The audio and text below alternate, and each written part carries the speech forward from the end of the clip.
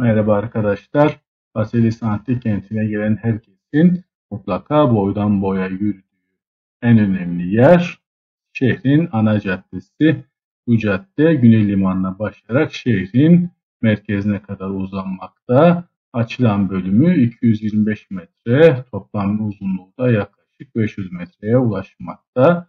Oldukça geniş bir cadde, 20 ile 25 metre genişliği ve tüm stadyumlar boyunca Kuzey Limanı bölgesinden Güney Limanı'na kadar uzanmakta ve her iki tarafında 3 basamaklı oturma alanları ve bunların üzerinde de stoalar, yani üzeri kapalı olan yürüyüş yolları bulunmakta. Bunların arkalarında da çeşitli dükkanlar ve kamu binaları görülmekteydi.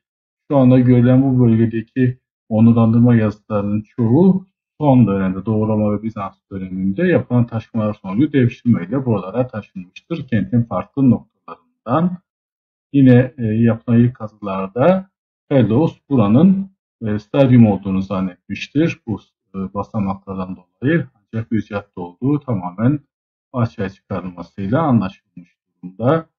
Üzerindeki yapıların birçoğu farklı dönemlere ait. Bu yüzden caddenin tam bir dönemsel bölümü yok. Helenistik dönemden başlayarak Doğu Roma'ya kadar birçok değişiklikler meydana getirmiş. Altında her türlü ana caddelerde uygulanan kanalizasyon ve su atım sistemleri bulunmakta. Cadde boyunca tespit edilen kanalizasyonların büyük kısmı sadece atık sular için değil, aynı zamanda yağmur sularının boşaltılması ve toplanması için de kullanılmaktadır.